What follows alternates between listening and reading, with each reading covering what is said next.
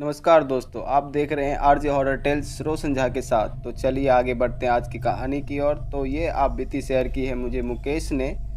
तो चलिए उन्हीं के पॉइंट ऑफ व्यू से सुनते हैं आज की कहानी। मैं चेन्नई के शालिग्राम में रहता हूँ, जिसे पहले मद्रास कहा जाता था। हमारे अपार्टमेंट में 2 ब्लॉक हैं, प्रत्येक ब्लॉक में 8 फ्लैट हैं। मैं पहले ब्लॉक की पहली मंजिल में रहता हूँ, दूसरा ब्लॉक मेरे फ्लैट के ठीक पीछे है।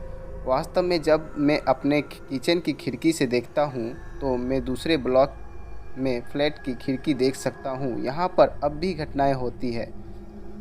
इस फ्लैट का नंबर 13 है। मेरा अपार्टमेंट 1999 से 2000 के बीच में बना था। हम इससे पहले यहाँ के आवासीय इलाके में रहते थे। 13 नंबर के फ्लैट के मालिक और हम सभी ने फ्लैट खरीदे और 2000 ईस्वी के शुरुआत में वहाँ चले गए।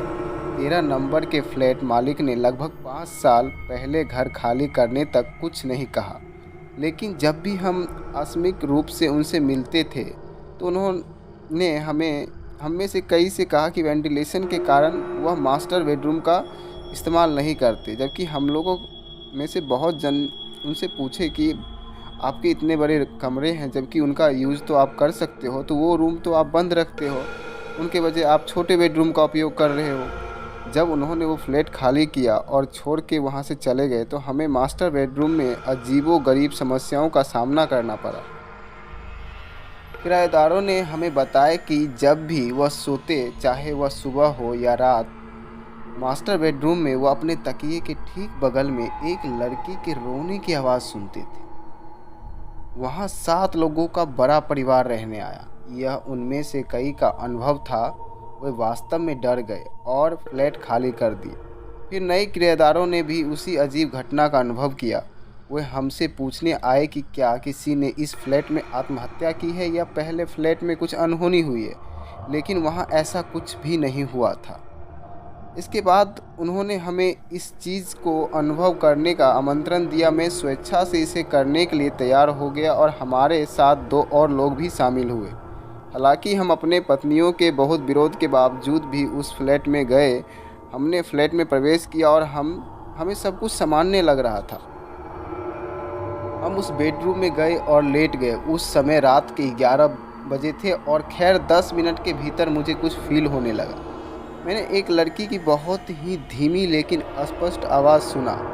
संभवतः मेरे पड़ोसी उमाशंकर की भी यही महसूस हो रहा था और वो कांपने लगे। वास्तव में हमने कमरे की लाइट ऑन कर दी और हम में से सभी जो उस कमरे में लेटे हुए थे और हम सभी को यह स्पष्ट सुनाई दे रहा था। ये हमारा भ्रम नहीं था, ये बिल्कुल स्पष्ट था। लेकिन अजीब बात यह है कि जब हम उठे तो यह आवाज़ बिल्कुल गायब हो गई। मुझे पूरा यकीन है कि यह कम आवाज़ में रोने वाली लड़की की आवाज़ थी। हम फिर अगले दिन वहाँ गए। यह रविवार का दिन था और दोपहर का समय था।